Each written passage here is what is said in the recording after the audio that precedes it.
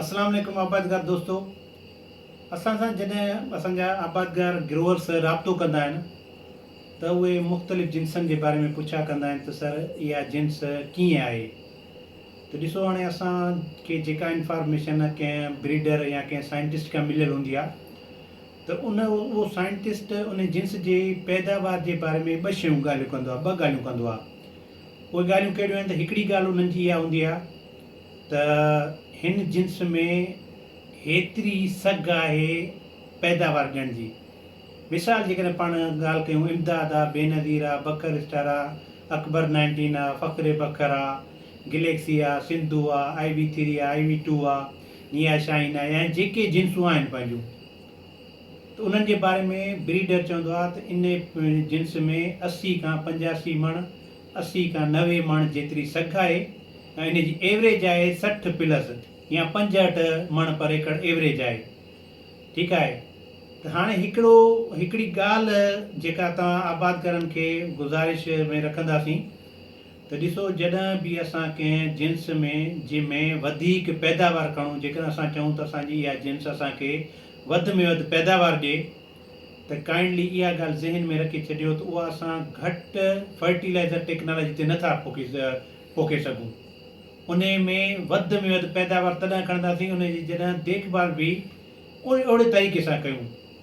मां पंहिंजे आबादकारनि खे हिकिड़ो नंढिड़ो मिसाल ॾींदो आहियां त जॾहिं ॾिसो हिकिड़ो पहलवान ऐं हिकिड़े आम माण्हू जे खाइण खाद खुराक में, रहणी करणी में, हुन जे जेका डाइट हूंदी आहे उन में फ़र्क़ु हूंदो आहे। जेको पहलवान हूंदो आहे कंहिं मखणु खाईंदो आहे, उनखे असां जेको आहे सब्जियूं, फ्रूट, गोश्त वग़ैरह खाईंदो आहे त उहो जॾहिं पहलवान जी ख़िदमत बादाम, पिस्ता या जेकॾहिं मिसाल ड्राई फ्रूट वग़ैरह खाईंदा, पहलवान जी ख़िदमत अहिड़े तरीक़े सां कंदासीं त उहो मैदान ते परफॉर्म बि अहिड़े तरीक़े सां कंदो।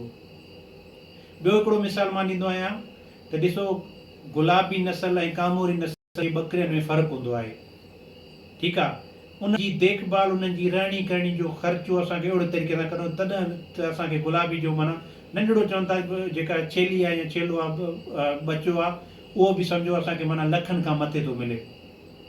हिकिड़ी ऑस्ट्रेलियन ढगी आहे, हिकिड़ी आम ढगी आहे। ऑस्ट्रेलियन ढगी जेकर असां चऊं था त उहा 10 लीटर टाइम ते खीर ॾिए त असां उनजी देखभाल अहिड़े तरीक़े सां कंदासीं। हाणे ॾिसो, जेकर असां चऊं था हिकिड़ी जिन्स आहे उहा पैदावार असांखे वधि में वधि ॾिए, उन में पोटेंशियल आहे त माना उहा जिन्स 90 मण ॾेई सघे थी, 85 मण ॾेई सघे थी, 80 मण ॾेई सघे थी। मक़सदु ॻाल्हि जो उन ते ख़र्च बि ओड़ो ई करिणो पवंदो। ठीकु आहे। आबादकारनि खे गुज़ारिश आहे त जेकॾहिं तव्हां चाहियो था त का वैरायटी, का जिन्स असांखे वधि में वधि पैदावार ॾिए त उन ते ख़र्च बि ओड़े तरीक़े सां करिणो पवंदो। ठीकु आहे। पोइ उनखे असां जेको आहे फर्टिलाइज़र खां कोन ॾिजंदासीं, प्लोइंग खां कोन ॾिजंदासीं, वीडीसाइड खां कोन ॾिजंदासीं, फंजीसाइड खां कोन ॾिजंदासीं, टाइम ते पोखी कंदासीं, देखभाल ओड़े तरीक़े सां पाणी टाइम ते ॾींदासीं। ठीकु आहे। फर्टिलाइज़र में DAP थियो, NP थियो, यूरिया थियो, zinc, boron, potash, sulphur, humic acid सभु ॾींदासीं। तव्हांखे 13,000 में मिले थी DAP जेकॾहिं मिसाल, या 11,500 रुपया हींअर हले पई थी, त तव्हां जेकॾहिं हिकिड़ी सुठी जिन्स खे 1.5 बोरी ॾेई था सघो ऐं हिकिड़ी बोरी तव्हांजी जेका आहे 5 खां 10 मण तव्हांजी वटि अचे त ॾिसो तव्हांजो उहो ख़र्च बि निकिरींदो, इनशा ताला तव्हांखे घणो फ़ाइदो थींदो। ठीकु आहे।